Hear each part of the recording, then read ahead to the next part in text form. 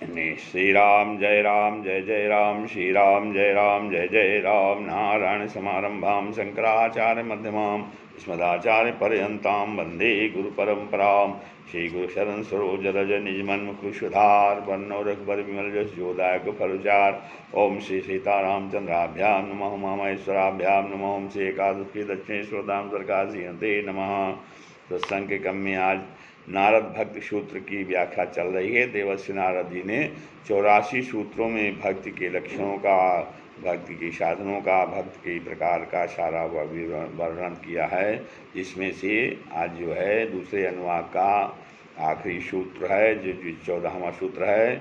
इसमें नारद जी कहते हैं कि लोकोपि तावदेव किंतु भोजनादि व्यापारस त्वा शरीर धारणावधि, अर्थात कहते हैं लोका अपि, लोकाचार भी, तावदेव माने तब तक ही है, किंतु परंतु भोजन आदि व्यापार तो, भोजन आदि का व्यापार व्यवहार तो आ शरीर धारणावधि, शरीर धारण पर्यंत है। कहते हैं लोकाचार तो तब तक है जब तक निष्ठा न हो जाए, लेकिन भोजन आदि का व्यवहार तो शरीर धारण पर्यंत है। हाँ, कहते हैं कि लोकाचार मर्यादा का नियम भी श्रद्धा के दृढ़ता होने तक ही है।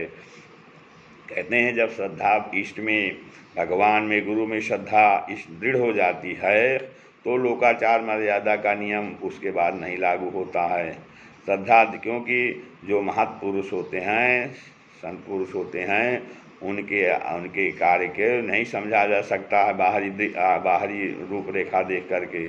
श्रद्धा दृढ़ हो जाने पर लोक मर्यादा की रक्षा न की जाए तो कोई हानि नहीं होती है।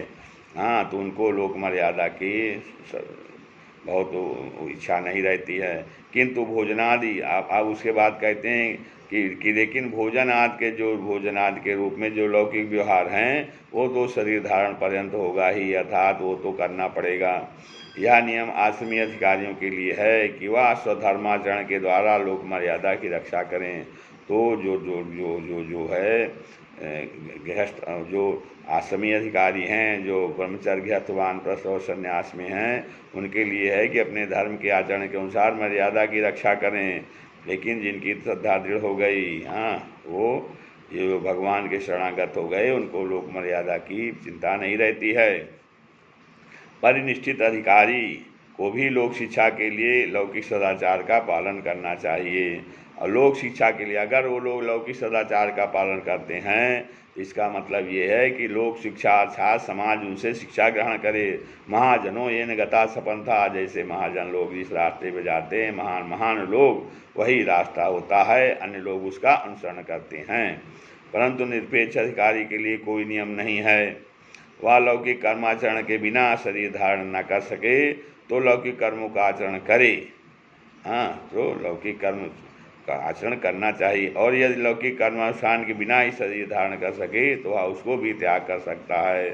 परंतु जो निरपेक्ष अधिकारी है, अर्थात जो इसको की कुछ अपेक्षा नहीं है, वह लौकिक कर्म का शरीर धारण करने के लिए लौकिक कर्म का आचरण करे तो ठीक है, और यदि नहीं करे तो उसको भी त्याग सकता है।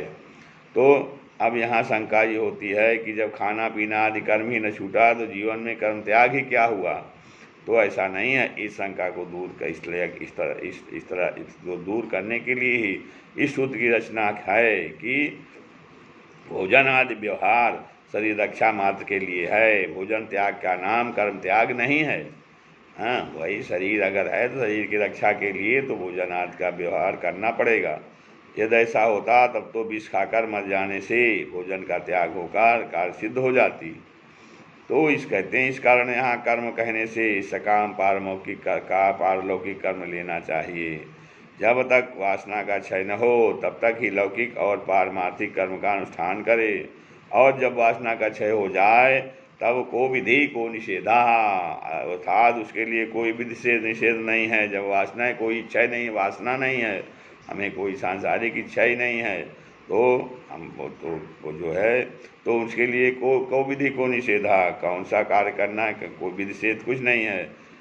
भक्त बिल्व मंगलाचार्य ने तो भक्ति में तन्मय होकर यहाँ तक कह दिया है। क्या कहा है कि संध्यावंदन भद्रमस्तु भवते भो स्नानं तुभ्यं नमो भो देवा पितरस्य तर्पण विधौ नाहं क्षमा क्षम्यताम् यत्र क्वा वापि निशिषदयादो कुलोत्तन् सत्सिकन् सद्विषा स्मारमघं हरामि तदलं मन्ये कि मन्येन मे। श्री राम जय जय श्री राम जय राम जय जय राम।